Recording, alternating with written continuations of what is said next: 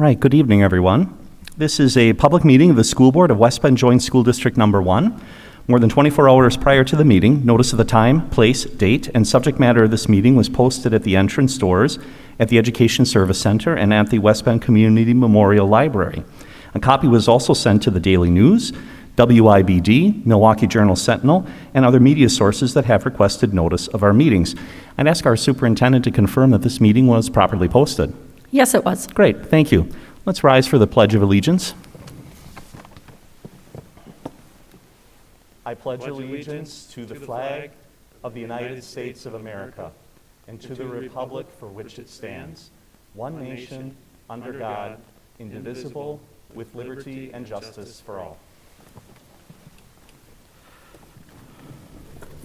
All right, thank you, everyone. We recognize a quorum tonight with 6 members present. Nancy Justman has an excused absence and won't be joining us tonight. The next item on our agenda is the approval of the agenda. I would move approval of the agenda. Is there a second? Second. Thanks, Paul. Motion and second to approve the agenda. Any final discussion? If not, all in favor, please say aye. Aye. Any opposed? Great, the motion carries. Thank you. All right, we have a recognition of a retirement of an employee, and looks like Mr. Hanson wishes to kick us off there. Go ahead, Lenny, please. Thank you very much. Tonight, whenever we recognize retirements, it's an important day, but tonight is really recognizing like a West Bend School District Hall of Famer, in my opinion. Sharon Kalis, our Director of Pupil Services, who started here in 1985, has decided to retire. As we all know, someone like Sharon who's left that kind of impact for that many years is going to be a tremendous loss for us, but also a tremendous gain for the rest of the community. I know you have some words to share. We heard many words from people that have worked with Sharon about the ways everything she touches turns to gold and makes an impact, whether it's in the school district or in the community. Sharon was on the team that hired me, in fact, and I couldn't be more grateful for everything I've learned from her. From the moment I met her, the focus on what's best for students above all has been preached nonstop without exception by her, and I've learned a lot about not just the right way to do things, but the right thing to do from Sharon. So I wish her the best, and then happy to turn it over to the board, who I know also is extremely grateful to Sharon for her work with the district. Great, thank you. I do have some words on behalf of the board to share. It is with deep appreciation and gratitude that the school board recognizes Sharon Kalis, who is retiring after 36 years of service and dedication to the students and families of our community. Sharon has served the district in numerous roles, including special education teacher, special education coordinator, the director of Head Start, and for 10 years is the director of pupil services, including special education. During Sharon's tenure with the West Bend School District, her impact on the children and families in this community has been tremendous. In response to her decision to retire, we received many words of recognition from Sharon's colleagues who wished to share their gratitude. We collected these many thoughtful acknowledgments and would like to share some of what was expressed from these very thankful individuals. Sharon exhibits a deep understanding of this district and community, established through more than 3 decades of service. She has genuine care and concern for all students and families, and has set a high standard for everyone she works alongside. Sharon truly recognizes the unique and individual needs of students and families. She has always been someone who solves problems collaboratively with team members in a manner that honors each person's perspective. The Head Start and early childhood teachers are ever appreciative of how Sharon always takes time to talk and play with children in each classroom, and how her relationships with students have allowed her to stay grounded in connecting her work to who we serve each day. Sharon consistently directs problem solving with a spotlight focused on the needs of the student, and does so in a manner that honors data alongside deep empathy and understanding. She's an innovative problem solver who has advocated on behalf of children because she genuinely believes that every child deserves a top-notch educational experience. Sharon has cared for her team members by consistently preaching and modeling the importance of family and work-life balance. She is a mentor, both professionally and personally, to every person who works on her teams. Sharon can be relied upon not only as a mentor within the workplace, but as an amazing role model as a parent and friend. One team member shared how Sharon personally supported her when she received news that her daughter, who was living overseas at the time, required immediate medical attention, and without hesitation, Sharon drove her to the airport and contacted the employee daily for an entire month to offer her support and encouragement. Sharon has always offered that same level of compassion to everyone she works with. Sharon's leadership extends beyond the West Bend School District team. She is deeply connected with the West Bend community in numerous ways. She has spent time, talent, and energy investing in the community, in community groups that honor her passion for ensuring that all children have access to the support and services that they need to be successful. Sharon has shared her talent and time with organizations including Citizen Advocates, the Boys and Girls Club of Washington County, the Family Center, Family Promise, and the Medical College of Wisconsin. As if that were not enough, she's even gone so far as to create her own nonprofit that benefits research at the Medical College of Wisconsin. Sharon has contributed to the professional growth of teachers, district administrators, and community leaders. She has devoted countless hours to helping those around her develop their talents and abilities. Sharon can always be counted on to encourage, mentor, and affirm those around her. She enjoys seeing her colleagues grow almost as much as she enjoys seeing that same type of growth in our students. Sharon's pupil service team members will fondly remember how she would regularly offer them mini promotions that challenge them to continuously develop their own leadership skills. Sharon leaves behind a lasting legacy in the many people she has grown into leaders and exceptional teachers. She has positively impacted our students, not just through her own tireless work, but also through the expanded abilities and influence of others that she has nurtured and encouraged. Those individuals will carry on her passion and honor her commitment to supporting all children and families through collaboration within the district and the larger West Bend community. So, Sharon, speaking on behalf of the board, I want to extend the board's sincere thanks to you for your service to the students, the staff, and the community of the West Bend School District, and we wish you nothing but the very best in your retirement. And please accept the board's thanks as we rise and give you applause.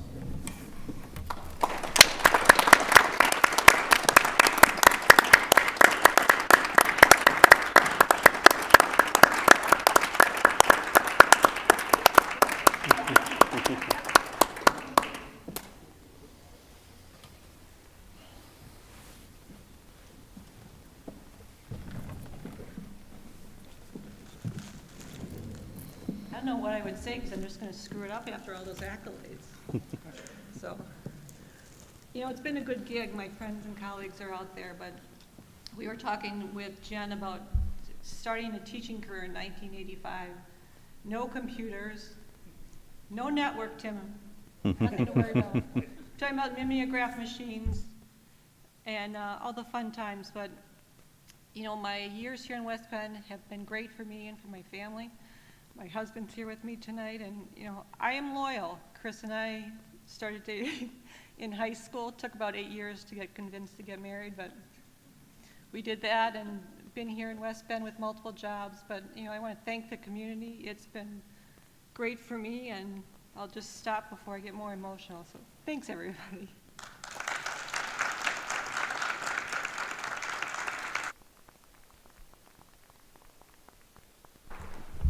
Thank you, Sharon. All right, we will resume our agenda, and the next item is a student recognition item, a presentation regarding Habitat for Humanity, presenting tiny house design and construction, and Rob Wilmus, I believe, is going to lead us in that item, so I'd like to invite you forward. All right, good evening. Good evening, thanks for having us tonight. I'm actually going to let Tekla Harris from Habitat talk about the project that we're working on. Really quick, I don't want to take all of her steam. Tekla's Director of Development over at Habitat. Over the past few years, we've worked with Habitat a little bit with my advanced instruction class, and it's been on and off, and I think over the last year now, we've built a really good relationship working with them in a little bit tighter constraints, and they gave us the opportunity at the beginning of the school year to start working on a house with them over in Barton. And that led into a tiny house now, which I think is what Tekla's going to talk about the most, and the partnership with Kewausee School District, and how we're going to try to continue to move forward with the relationship that we've been building. So if you want to come on up. It's, Okay, what do I have to right and hit? left arrows to switch sides. This one? Okay. Hello. There we go. Hi, I'm Tekla Harris. I'm the Director of Development with Habitat for Humanity. I'm so excited to be here tonight and to tell you about our tiny house. I'm joined in the audience by our Executive Director, Russ Wanta. This was his idea. It was brilliant. We're so excited about it. And what I can say is this collaboration and partnership has been wonderful for the students and the staff of Habitat. So as Rob mentioned, we're working with the students at West Bend High School and Kewausee. The program is run by Rob Wilmas, and the Technology Education Director, and Paul Pakowski, the Habitat Director of Programming. Our launching point, the building space was a bit hard to find because of COVID. But we were really lucky. We have a neighbor by our affiliate office named Randy Miller of Randolph Components, and he heard about the project and he said, wait, I have a huge warehouse, why don't you use it? And we said yes. So it has heat and space, and we were able to build this house indoors, and once it's finished, we can get it out, which was really important. We thought ahead. We also selected a building committee. We selected 8 professionals to sit on the building committee that meets monthly during the 2020-21 school year. This is the trailer. We ordered it from Oregon, and it was delivered on December 15th. It was custom built, so we could fit this house on it. And that's the picture in the warehouse. Phase 1 was the frame construction and assembly. All of the 2x4s, most of the materials for the build are donated. And of course, all of the students are building this home under the guidance of Rob and Paul. It started with the architectural design, the design concept. 5 students from the high school designed layouts and floor plans, and we selected a winning design, and the winning designer was Lily Hicks, a junior. And that is the design.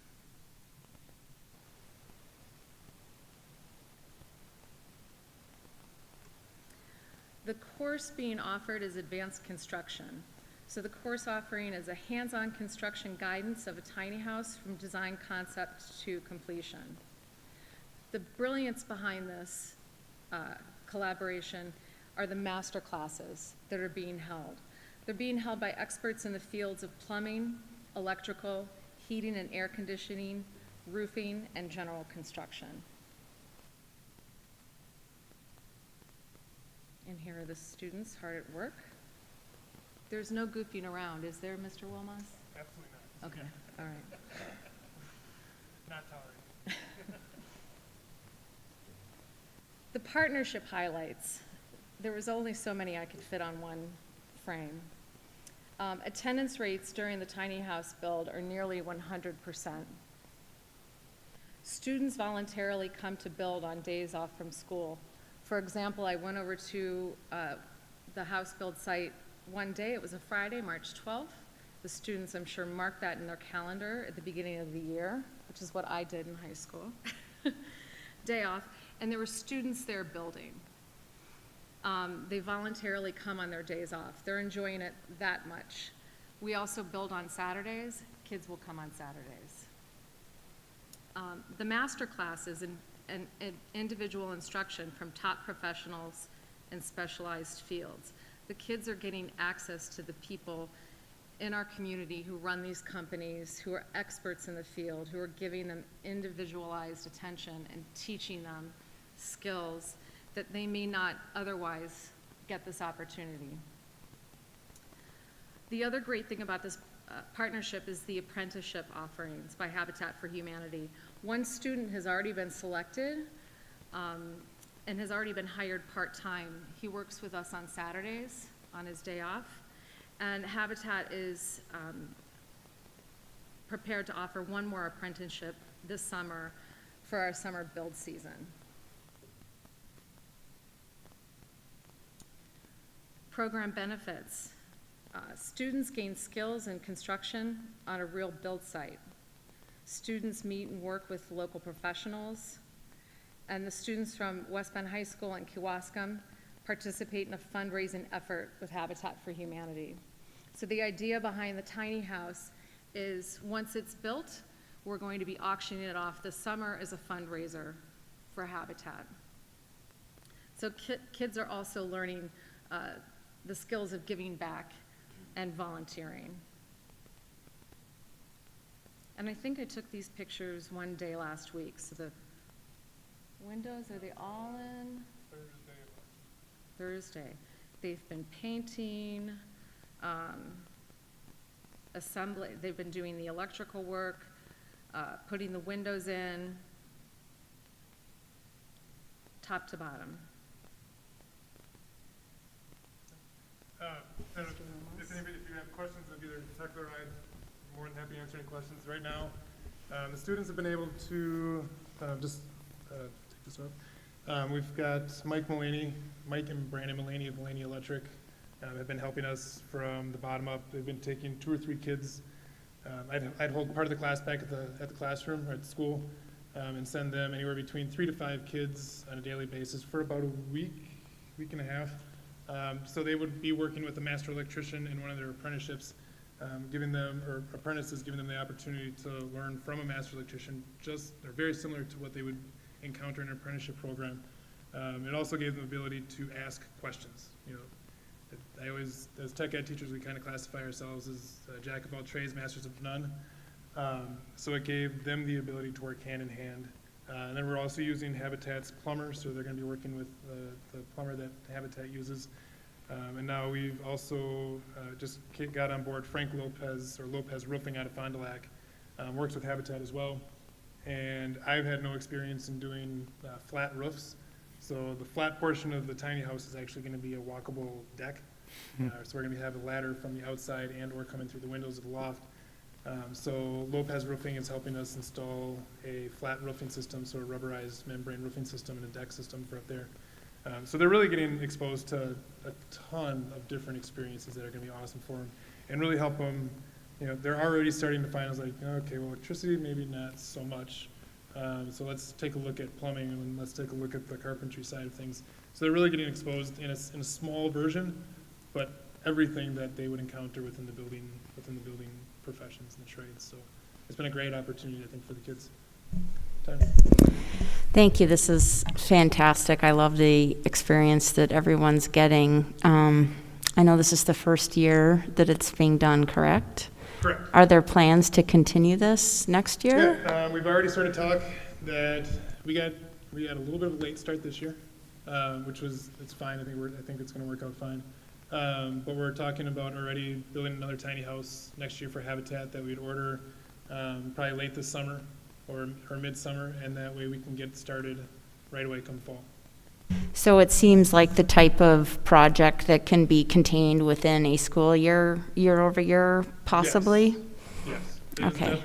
And if we get started earlier in the school year, one thing that we've always done in the past with the advanced construction program is we build in fall, and we come back to the classroom during the winter time.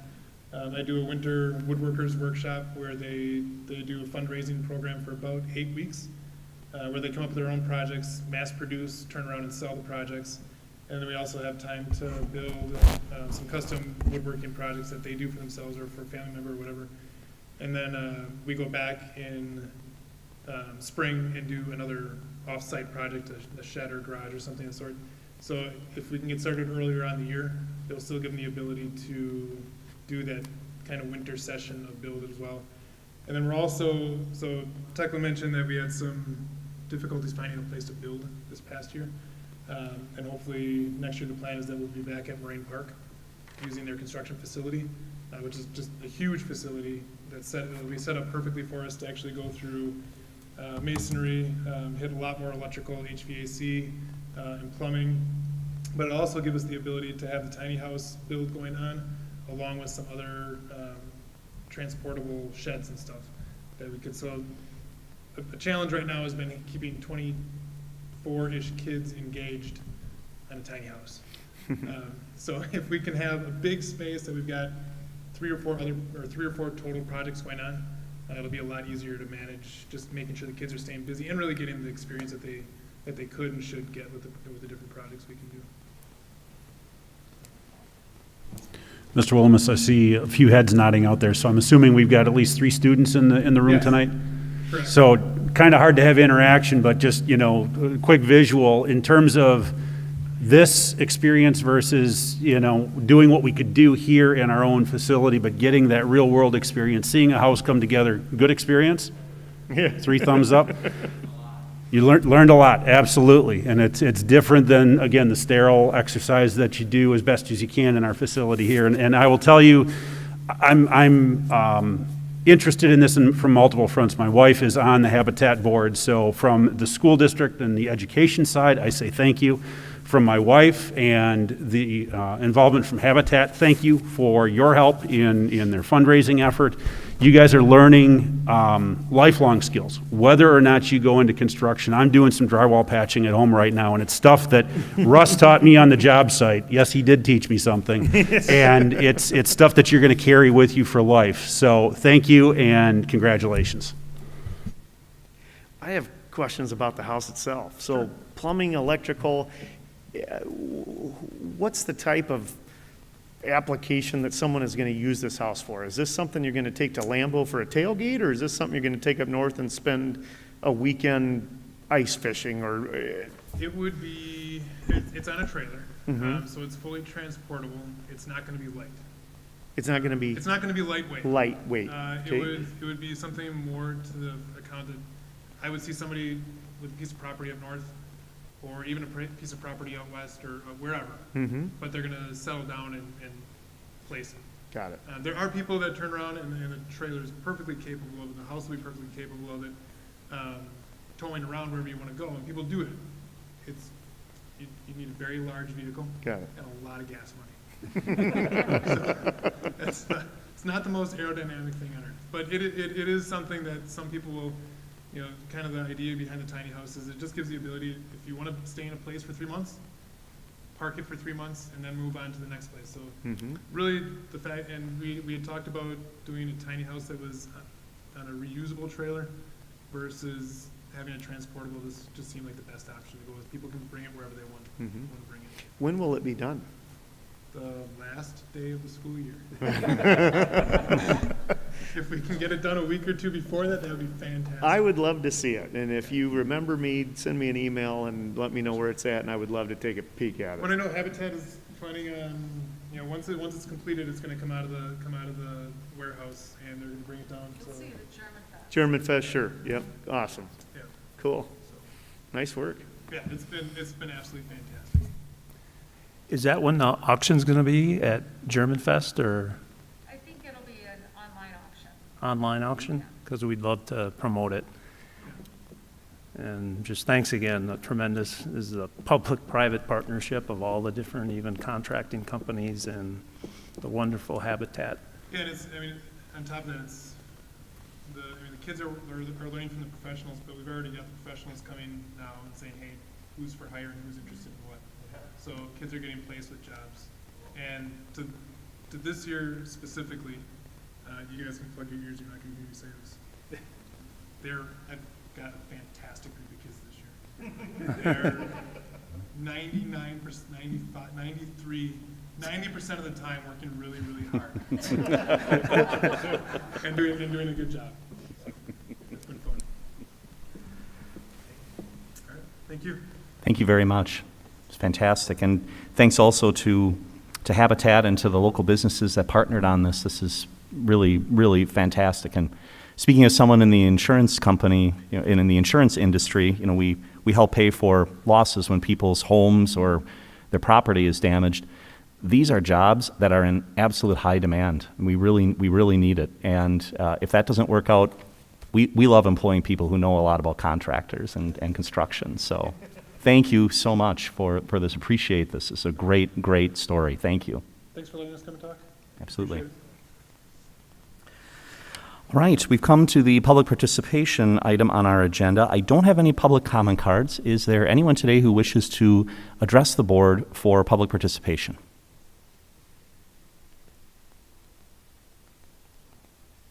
All right. Seeing none, we'll move on to our next agenda item then, which is the consent agenda. And we have the minutes of the March 8th, 2021 regular board meeting, revenues and expenses in the aggregate for July 20 through February 2021. I believe there were no contracts to ratify, no resignations, and of course one retirement, which we talked about a bit earlier on the agenda today. If there aren't any questions on the consent agenda, I would move to approve the consent agenda. Is there a second? Second, Aaron. Thanks, Aaron. Motion and second to approve the consent agenda. Any final discussion? All in favor, please say aye. Aye. Any opposed? Great. The motion carries. All right, on to the superintendent's report. Superintendent Wimmer. First, I'll turn on my mic. How about that, Sharon? I would like to echo the gratitude expressed to Sharon Kalis. With all those years of service, your work has touched thousands of lives, not just student lives, but your peers and your communities that you have served so diligently for almost 40 years. So I just want you to know that I've been humbled and absolutely grateful to have worked alongside you this school year. So I, too, would just like to say thank you. And you're not done until the end of June, so just putting that out there. I was holding out hope that maybe they wouldn't pass that, but clearly they don't understand their own authority. So again, thank you for that, Sharon. Just a few highlights of our students. Our East dance team qualified in Division II kick competition this weekend. Our West dance team also qualified for state in Division II Poms and Division I Jazz. It's a little anticlimactic. We were just talking with some of the kids from the teams today. Their state appearance will be virtual, so their videos have already been submitted. So we were kind of talking about, do we do a watch party? Do we do something? They're going to state, and we should celebrate that. So congratulations to both of our dance teams. We also have 2 Herb Cole Educational Foundation Award winners. We have a student, Binlin, a senior at West Bend West. He has received the 2021 Herb Cole Student Initiative Scholarship of $10,000. And then Skip Clark, a science teacher at West Bend East, is also a 2021 Herb Cole Educational Foundation Teacher Fellow. Clark was one of only 100 teachers in the state chosen for that $6,000 grant. So congratulations to both of them for that recognition. Speaking of recognition, front page of the daily paper was our own Jada Campbell, a junior at West Bend East. She was named Boys and Girls Clubs of Washington County 2021 Youth of the Year. So each year, the Boys and Girls Club selects one youth from each of the county's 5 clubs, and this year it was Jada. She's attended the club as a child, she volunteered in high school, and she was hired as a youth development professional to work with second graders beginning last fall. Jada will receive a college scholarship for her accomplishment as well. One thing that's on everyone's minds as I adjust my mask are our mitigation efforts. We've seen a little bit of a decline. We went into calls last week noticing that we might have a smidge of an uptick in cases. So after that decline, we did have over 50 students just today alone. We had a couple hot spots hit with exposure to COVID, but we're still holding course. Our mitigation efforts are working. We've been working diligently with our public health partners. I participate in a panel that has directors from Children's Hospital as well as all of our area superintendents. Just late Friday, the CDC released new guidance around shortening a distance from 6 to 3 feet. I made sure to just give our families and for our community members, it's a little nebulous right now. What happens is the CDC provides that information. It goes on to DHS or the State Department for review to determine, and then it's filtered to public health agencies. So we're awaiting that process. So it's kind of exciting, and people today, it's like, ooh, having to put out students for quarantine. Like, if I could shrink that, I would. I can't do that today. But we're watching that, and we're actively involved in that piece. So right now it's under review. We will meet again with all area superintendents, public health officials on Thursday. Hopefully we'll have some direction from that state. Know that, again, our mitigation efforts have been really successful. So after spring break, we're anticipating including limited guests in our schools. So perhaps guest speakers, limited field trips. So meaning, we might not be out carte blanche in the community, but we have an outdoor education space here in the district. We have those kinds of things. So starting to open up those pieces, having specialists on site, and then certainly that adjustment to band and music, specifically choral and singing instruction in our classrooms, and then our co-curriculars and some of our middle school athletics, those kinds of things, just continuing to push open and broaden access for students.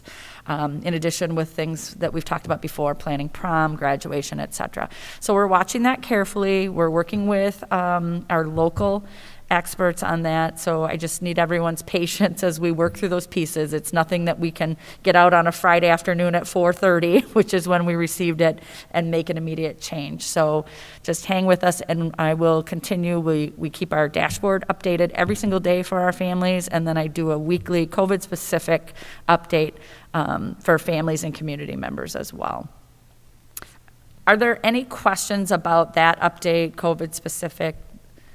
Those things. I know that you're probably, getting comments from community members and wondering, and, if the governor's mask thing is about to expire, what do we do next? We're just kind of sifting through for guidance right now. Any questions related to that? I've had questions about the county executives,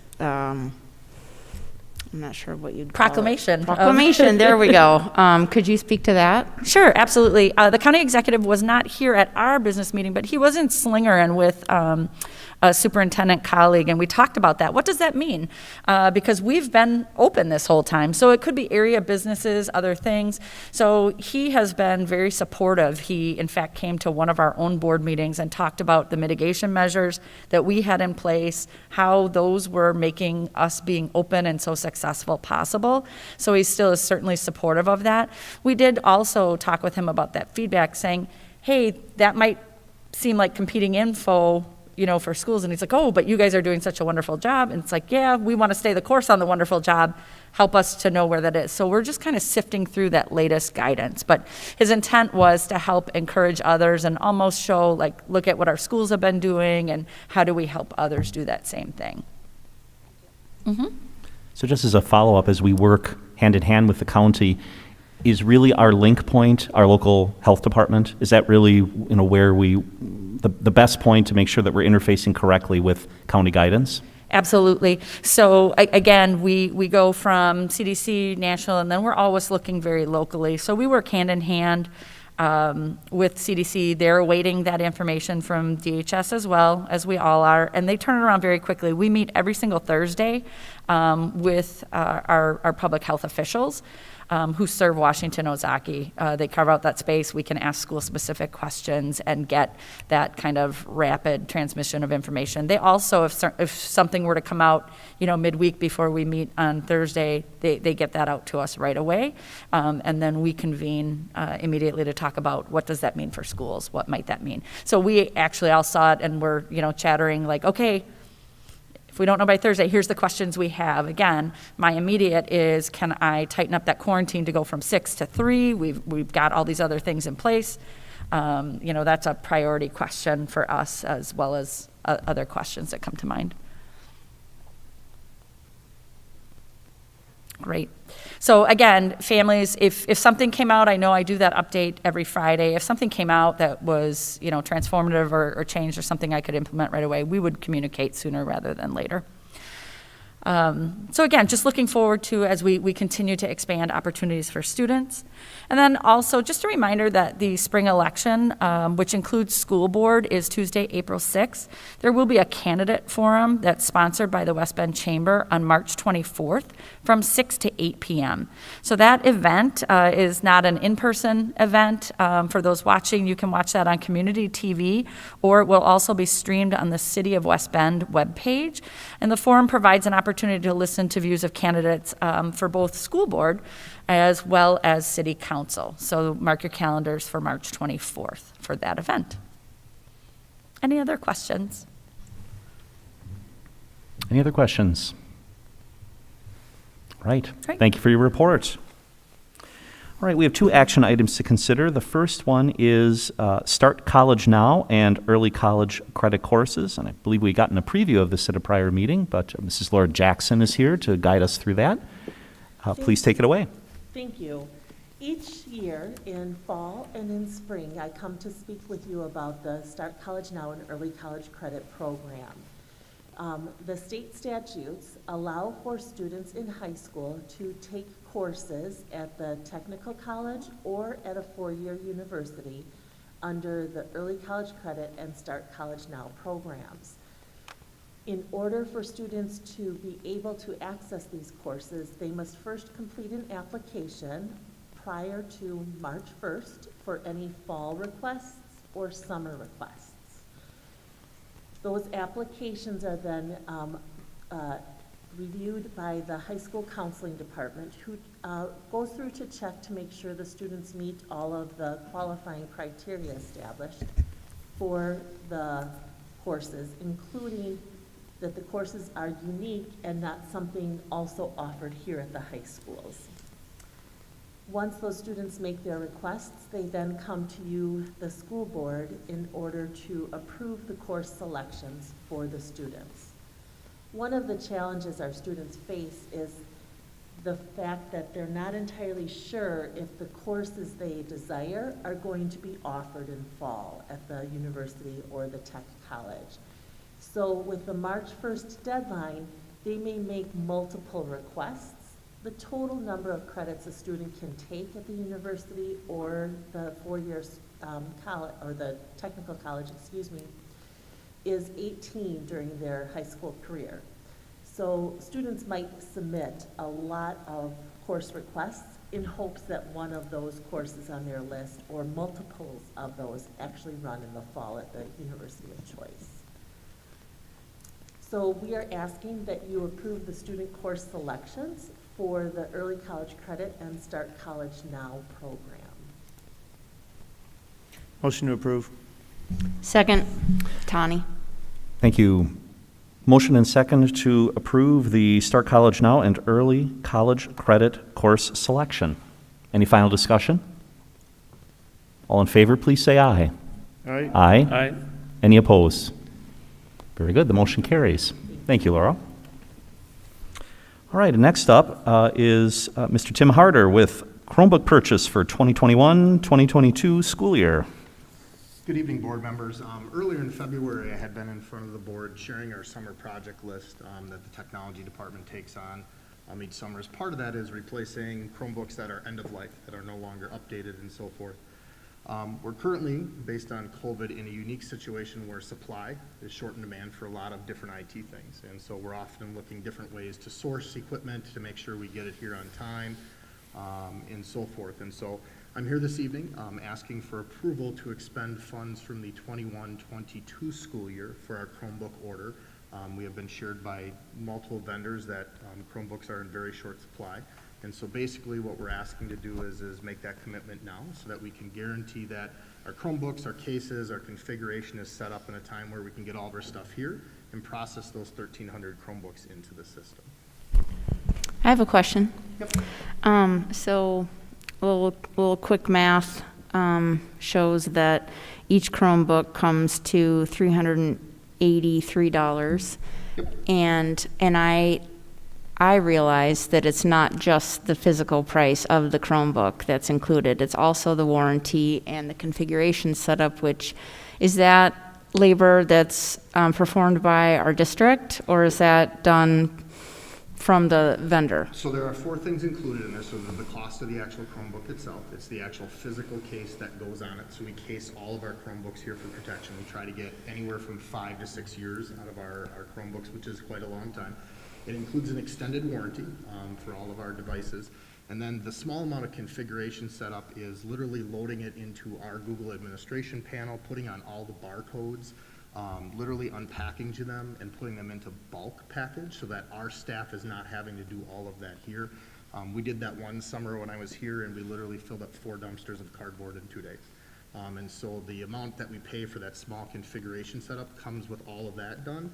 When we get it here, we have to take it off the pallet. We still have to check it into our inventory system and check it out to Ms. Schmidt, Mr. Fisher, et cetera, at that point in time, and then label each kid's device. But that's what that configuration setup is provided for us. The reason why I'm asking is because I'm sure people will look at each number and question, well, I know I can get a Chromebook for cheaper than that. Where does the rest of the expense come from? So thank you for explaining that.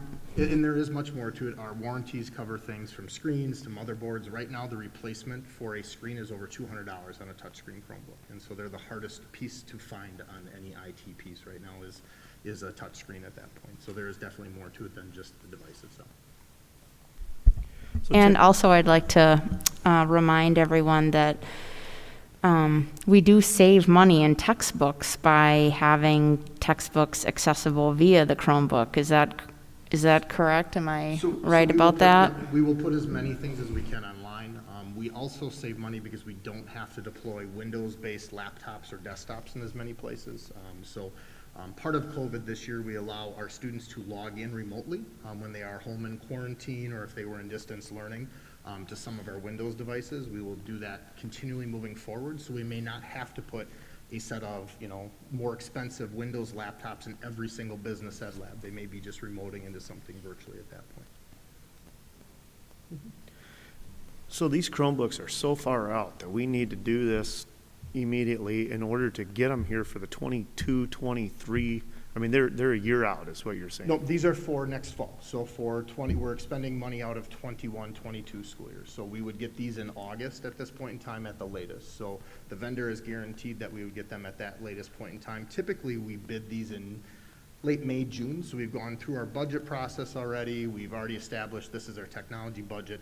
We budget for these each year. We're just asking for that expenditure early so we can put them more on order now and guarantee they're here for next fall at that point. So even though we haven't gone through the full budget process, the number of just shy of $500,000 is not unusual on what we would normally expense or have expensed for these Chromebooks in the past. Yep. You're just asking us to do it now to make sure we get them here in time for the school year. That is correct, and the vendor that we have selected has guaranteed that we get them here. So we go through a bidding process, send that process out through board policy. I want to say it's 621 if I remember the number off the top of my head. And then we selected a vendor that has product they can get here and was our lowest cost. Mm-hmm. And part of this agreement or part of this package that we purchased, we will be able to repair on site.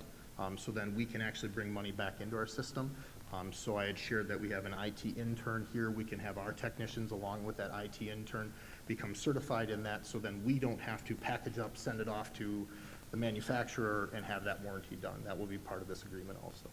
So this is a normal process. We did expand our one-to-one program to K-12 a couple of years early due to COVID.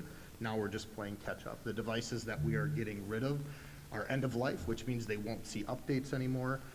They won't be able to be used for things like state testing because they'll be out of date with their software and so forth. So we will cycle through similar amounts of Chromebooks in the future every year. Mm-hmm. Motion to approve. Is there a second? I'll second. Wait, was that Aaron? Aaron. Thank you, Aaron. Motion and second to approve the purchase of the 1,300 Chromebooks, cases, warranties, configuration setup in the amount of $497,822, and that'll be part of the 2021-2022 budget. Any final discussion? All in favor, please say aye. Aye. Any opposed? The motion carries. Tim, thank you very much. Thank you. All right, we have a number of discussion items on tonight's agenda. The first one is literacy standards, and Superintendent Wimmer is going to give us some introductory comments on this item. Thank you. Pretty soon, Laura Jackson and Heidi Spingola will dig into the Wisconsin literacy standards. This is something that we talked about early in the spring, but I just wanted to talk about what standards are and what they aren't, just to give that foundation. So standards are developed at the state level. I think sometimes it's confusing. Way back in 2010, there was a push for some national standards, often referred to as Common Core. That since has kind of sunset and passed. Standards are really developed at the state level. They may use national level, like there's national mathematics councils, national science councils. There might be other national entities that help inform or provide research. But really, when we're talking about standards, and I know Heidi has this in her presentation, you're talking about something developed at the state. They used to be given to us in really wide grade level bands, and you had to unpack them yourself and do some work. So they're doing more solid work at the state level. And they create open periods of public comment. So not just the educators who are brought in to talk about and develop, but they're really open for all public comment. You'll see in one of my last newsletters, I alerted families to, hey, just so you're aware, these standards are open for public comment. Click here if you're interested, to really invite that discourse before standards get to kind of those final stages. And then for districts, standards are what I would call a really foundational piece. Standards aren't our curriculum. They're the foundation in which we would build our own local curriculum on. That curriculum goes in front of the committee that we have, that comes before the board. So it gets vetted through a really distinct process. And kind of several iterations of committee work and full board work, and that is a local piece. So our curriculum is local. And then in addition to curriculum, there's also separate processes for any kind of resource adoption that may go with that. So what you see, if you look at our website, we have some components of our standards are public, some components of our curriculum understanding. I know that it creates a springboard for our staff once the standards are there to delve into that curriculum development and then to write what we would call units of instruction that really give them, imagine if you were a new teacher, what are the resources that I'm providing to you to help you to know what to teach and helps you to build your individual lesson plans on. So I kind of wanted to give that big picture view. So when you see standards, what does that mean? And what doesn't it mean? So again, we're going from standards to curriculum to the instructional units and all the way down to classroom lesson plans. So I'll turn it over to Laura and Heidi. Thank you, Superintendent Wimmer. So the board members, you will recall that in spring of last year, as Superintendent Wimmer indicated, we anticipated the new standards being completed by the state. And they had a slight delay in that. So then later in spring, when we were talking about our word study and our units of study, we mentioned the new standards again, and in June, or late May, they were finally approved by the state. In July, when we put out our annual notice to parents of the standards that would be used in the school district, if you recall, when you approved that annual notice to parents, we did include both sets of standards, the past state standards that we've been using, and the new standards. Because as we were developing our new units of study, our teachers were going to be delving into the new standards. And we anticipated that at some point, we may be coming to you for approval of those. In February, at the curriculum committee of the board, we had some discussion of the new standards, and many of the key points in the discussion are mentioned in the chart that was included in your executive summary. So today we want to lead through a discussion of the new standards so that you have the opportunity to ask any questions of that before we come and put them up to the board for approval or not approval. As we begin and go through the presentation, I want to, Heidi Spingola, who is our district reading coordinator, our district literacy coordinator, will come up and lead through the presentation with you. And I want to say that she has been working very closely with teachers within the district in looking at these standards for some time, including early drafts, as well as throughout the planning process, throughout the unit development process. And so she has had some really authentic feedback from teachers in the moment and has had the opportunity to really engage in conversation about how the standards would be applied in the classroom and the alignment of the standards to what we know about student learning and student literacy development. Heidi's done an excellent job leading forward and preparing the presentation for today, so I am going to turn it over to Heidi. All right, good evening. So my full disclosure, the presentation aligns very closely with your executive summary, but it helps me make sure that I'm covering everything in there so that I don't forget any key points that are helpful to your understanding. What did you say? So one component, Superintendent Wimmer alluded to this, as did Laura, that the revision process started at our state level here in the state of Wisconsin. It started in the summer of 2019, and it included representatives from all across the state that are actively in the teaching field.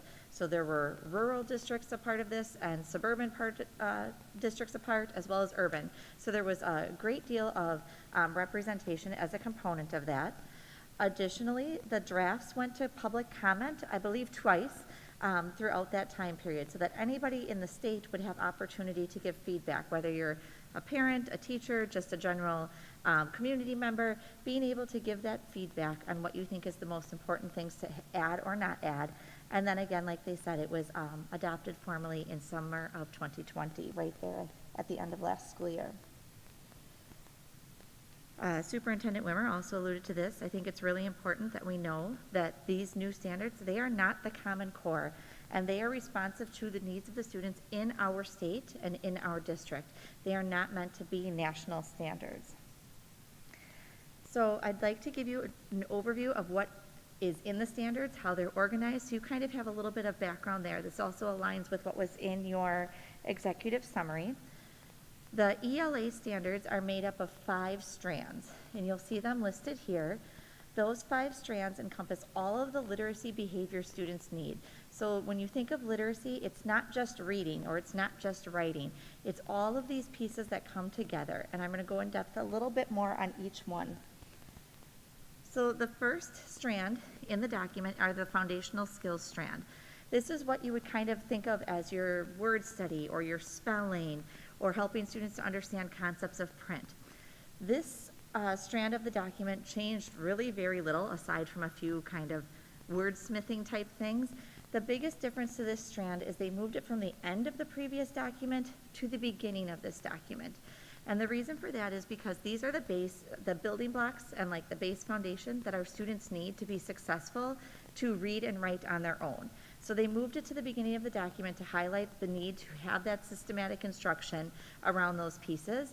And we as a district began to meet that need when we formally adopted that word study resource, the Fountas and Pinnell word study that we adopted in June. The second strand then is the reading strand. This strand is made up of 3 big ideas around reading, the key ideas and details, the craft and structure, and the integration of knowledge and ideas. This is really the strand that's all about comprehension. Are you making sense out of what you read? When you read something, can you understand it, or is it just reading the words? The biggest shift in this strand is kind of twofold. One of the biggest shifts is we used to have an informational reading standard and a literature reading standard.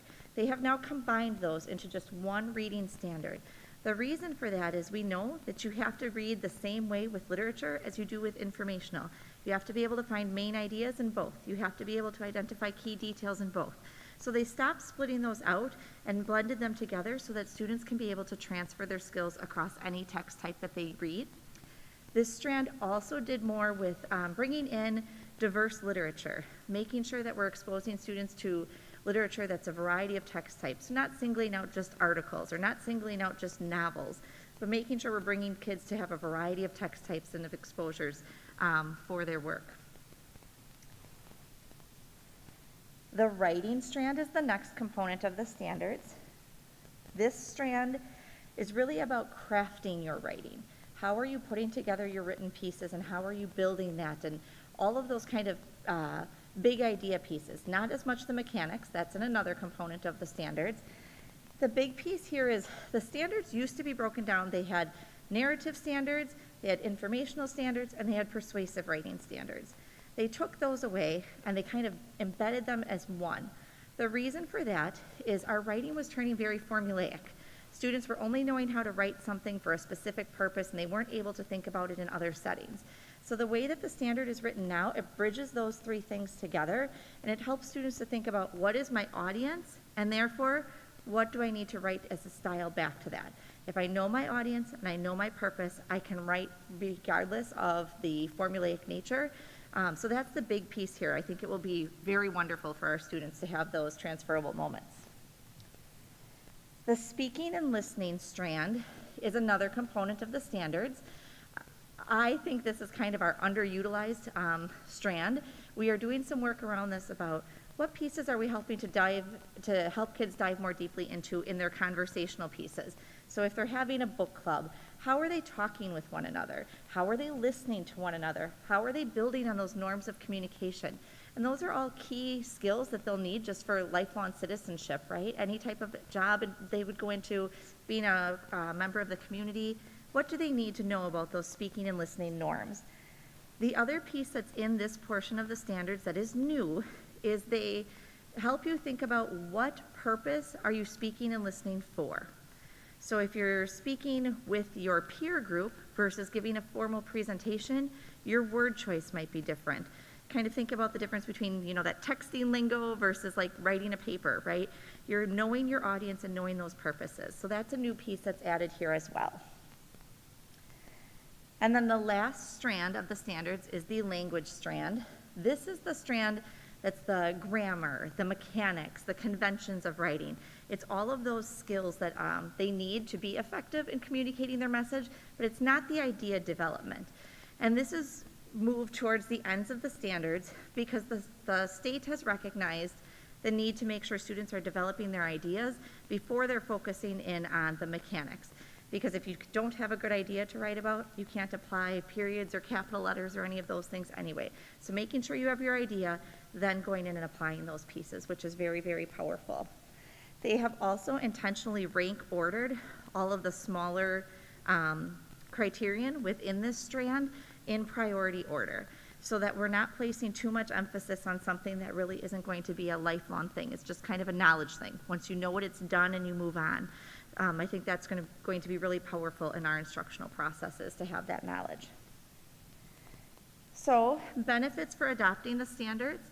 I think it's really grounding us in that transfer to real-world context, like I had mentioned. There's also a focus on inquiry. So why are you doing this? Why are you writing that way? Why are you speaking that way?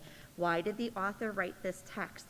And those are really big pieces that help get us to larger themes and larger ideas within our current society. There's a lot of opportunity for students to scaffold their thinking, which is huge. And future forward, there will be alignment to the new standards with the forward exam. At this point, DPI is thinking that will be around the 22-23 school year, that the new ELA standards will be a part of the forward exam. So that will be really important. There is also work in the ELA standards with making connections across content areas. So how does this impact what you read in math? How does this impact what you read in science? Which is going to be really beneficial for our students with transfer as well. And then they are supported by current research. So what have we been doing so far? Just to kind of familiarize ourselves with them.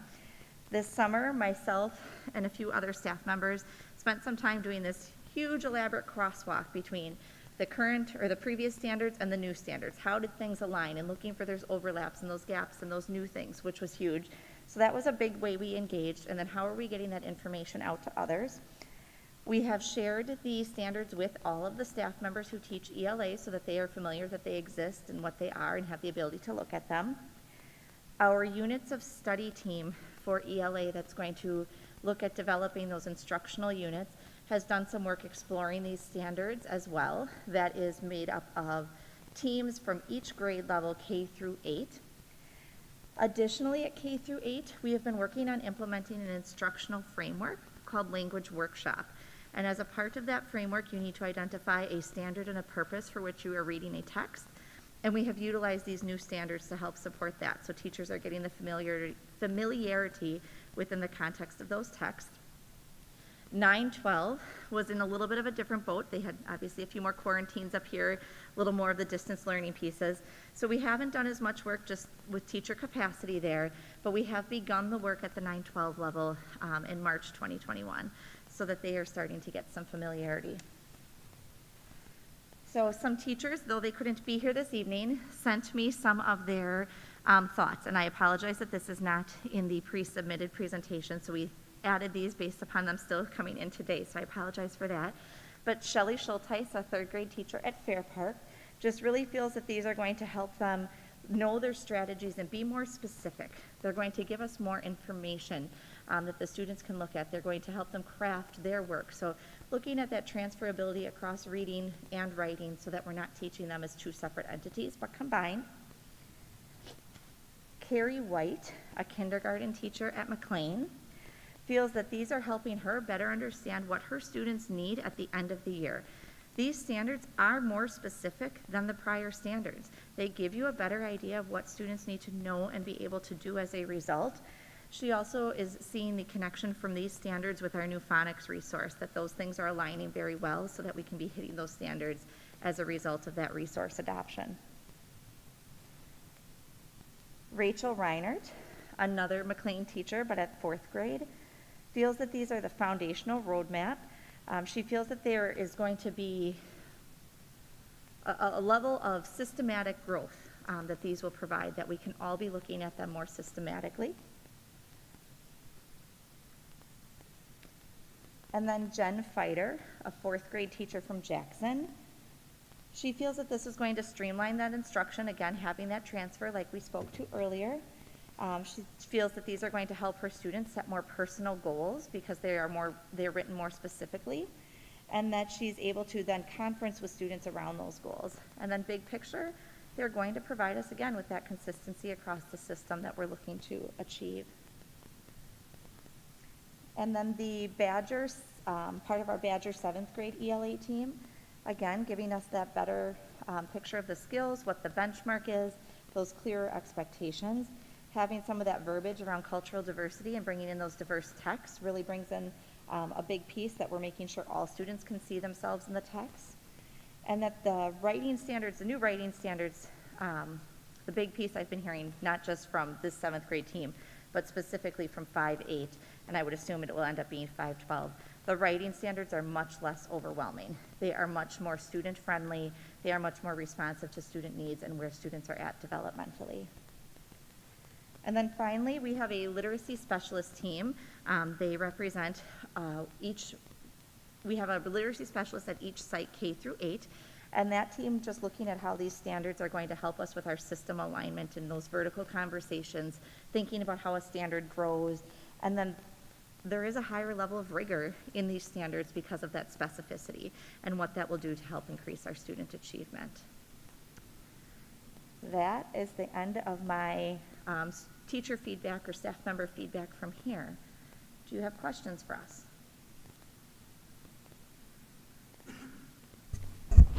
I don't have any questions for you, but for anybody watching at home who really wants to dive into these standards, it's more than just this presentation you're showing us. There's an attached document in our board docs, which is available to the public, and it's about a 96 page document that you can take a look at what really dives into what these standards are. And then, of course, you've also linked our previous standards from 2011. So I just want to make that announcement to anybody watching and whoever wants to really dive into this. It's more than just what you've shown us tonight. Right, yep, thank you, Joel. I just have a comment. I think the change in these standards really is preparing students for their workplace. They're not just going to read this kind of product at their workplace, and they're not going to write just an email to a coworker. This is going to help them advocate for a project at work. It's going to help, a vendor do a pitch to someone to buy their product or service. I think it's really, while it's more rigorous, it's it's letting them really dive into who their audience is, whether they're writing to them or speaking to them. I think they're great. You're exactly right. Thank you, Erin.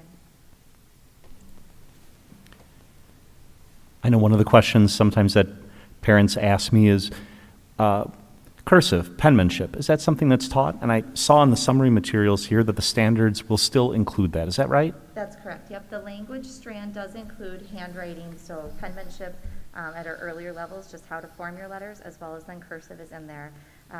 There are also some supplementary resources that support that work as well with the standards on DPI's website.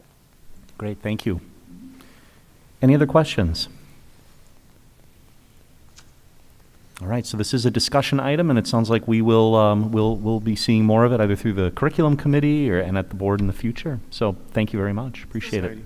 The curriculum Please. committee has already reviewed them, so it will be on a future agenda for, to request the board approval of the standards.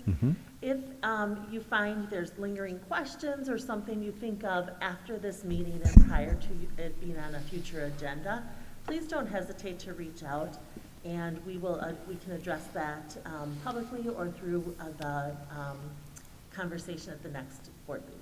Great. Laura, would adoption of these standards result in potential new resources? Great question. So as we are, remember we are in a 3-year process of revising how we teach literacy and our approach to that. So as we have been going through, if you recall, we did some approval of our word study, which is our phonics program, and Ms. Spingola referenced that. The teachers are seeing a really strong alignment between those two, so not necessarily. Again, as Superintendent Wimmer had pointed out, these will guide kind of our goal setting, our targets, but our writing of units of study may include current resources that we have. Sure. Our schools had done a really fine job of building up their classroom libraries. And the application of the standards, the skills, the knowledge, the approach to literature into any kind of literature you're reading allows for some flexibility there, but it's in our planning of units of instruction that that we will move forward. So possibly, but not necessarily. Yep, great, thank you. All right, any other questions? Thank you for your presentation. We greatly appreciate it. All right, the next items, I think underneath the discussion section, are all going to be presented by Superintendent Wimmer. The first one being Transportation Request for Proposal Update. Yep, I'm filling in for Andrew Sarno, who couldn't be with us this evening. Transportation represents a collective of $2.5 million of our budget. So about 1.8 million of that covers our daily transportation, the to and from school, and then co-curriculars, field trips, additional transportation, kind of round that out. And as a reminder, we're also responsible for parochial school transportation as part of our public service to parochial schools. So I don't think many people realize that in our work as well. So we went to request for proposals, and we wanted to just give you an update. Again, given the large contract that is, this has not gone out to bid for at least 15 years. Tim, I'm not advancing here. So we felt it was important. One of the things we have is a timeline in front of you. We've talked about this a little bit before, but just giving notice to Johnson Bus, which is our current vendor, in December of this year, that we were going to ask for a request for proposals. We communicated that to 9 pre-qualified vendors, as well as posted that publicly on our website. By pre-qualified, I mean that the Wisconsin Association of Business Officials cultivates a list of transportation vendors who would have kind of the capacity to serve districts of our size. So those were directly sent information to, but again, it was also publicly posted on our website. We had vendor responses and a public opening. We all met in the boardroom. Lots of principals, our staff, and vendors attended March 11th. And we anticipate doing some work that I'll outline here in this presentation before we would even think of bringing forward any kind of recommendation to the board. And we're looking for a start date of service next fall. So again, while our school year starts September 1, some of our parochial students may start school earlier. Again, currently public schools are under a law that we cannot start prior to September 1st, but we navigate and coordinate transportation for parochial schools, which oftentimes start earlier than we do. Go ahead, Tim. Again, that pre-qualification and public notice was, making sure that they could attend to the size of our schools. I know some of the things that they look at in those when they register with WASBO. That organization is that they can deliver the service as anticipated. And please note, out of the 2 of the 9, so it was, there was a little confusion. If you look at the memo, it says 9 vendors, but then we had kind of a list of 8. It's because 2 fall under ownership of Landmark, our current provider, Johnson School Bus, as well as Nelson Bus. They're under that one umbrella company. 4 submitted responses. They are listed as Badger Bus, First Student, Go Right Way, and Johnson Bus, again, our current provider. So we opened large boxes of bid materials. You'll see a rubric. We have yet to come together as a team, but it's looking at things that we would expect from our fleet, right? Safety is a top priority. Being able to count on our transportation provider to get our students to school safely. They are often the first interaction our students and our families have in our school day. So you can imagine what kind of customer service that we expect from our transportation partner. So we go through different scoring on those criteria. In addition, we do extensive reference calling, principal to principal, business official to business official, superintendents. We really do due diligence on our homework. We schedule site visits to review facilities and look at their fleet and the status of the fleet. We would do interviews with finalists and then reviewing proposed contract. Now, they all had to provide a proposed contract as part of the bid process. And then knowing just for our families, when we work with a vendor of any kind, we have signed privacy agreements because they're receiving our students' names, addresses, different information.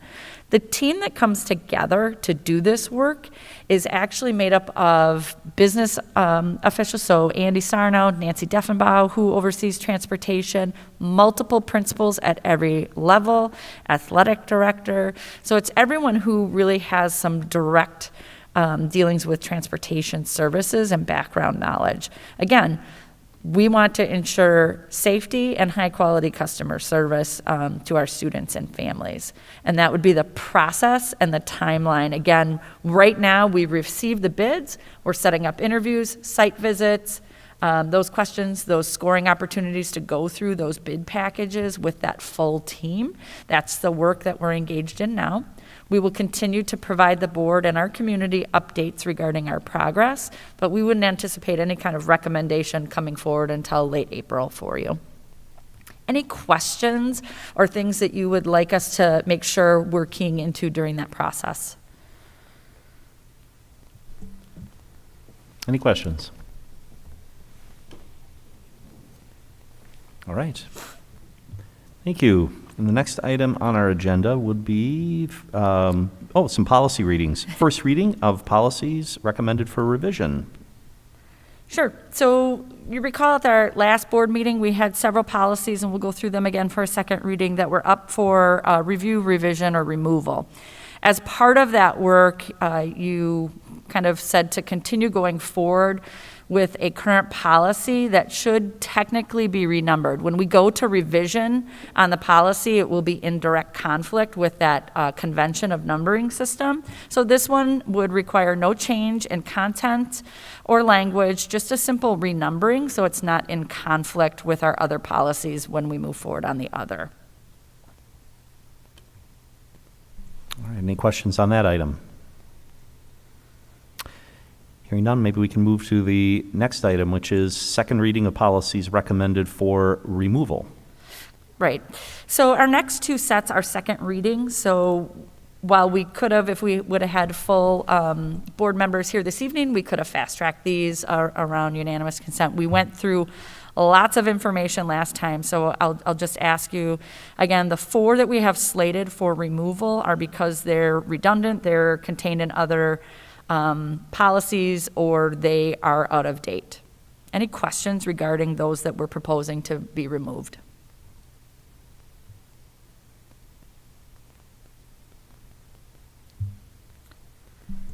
All right, then we can move to the second reading of policies recommended for revision. The same with that slate. We went into depth last time and went through each individual policy, why the need for the revision. Some were content being up to date, some were the numbering system, those tweaks, those are all before you.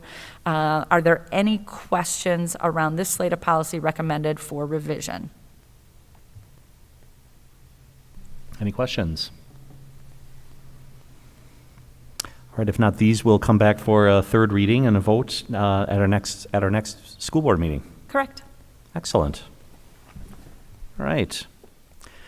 We'll move on then to future agenda items and our board meeting calendar, which I was just going to pull up here. There is a curriculum committee meeting scheduled for April 6th. We have a regular board meeting scheduled for April 12th, and another regular board meeting on April 26th, and that will include the oaths of office for board members elected on April 6th. All right. There are no questions on the board calendar. Are there any items for follow-up and communication? All right, hearing none, I would move to adjourn into executive session pursuant to Wisconsin Statutes 19.851C to consider employment, promotion, compensation, or performance evaluation data of any public employee over which the governmental body has jurisdiction or exercises responsibility, and to take any such action, if necessary, based on its discussion, namely, employee personnel matters. Do we have a second? Second. Paul? Thank you, Paul. Motion and second to adjourn into executive session. Any final discussion? I believe board policy requires that I do this by roll call vote, so we will do a roll call. Ms. Dove? Thank you. Mr. Swigert votes yes. Mr. Ongert? Yes. Ms. Justman is absent. Mr. Rebholz? Yes. Mr. Fisher? Yes. Ms. Schmidt? Yes. Great. Thank you, everyone. We are now adjourned into executive session.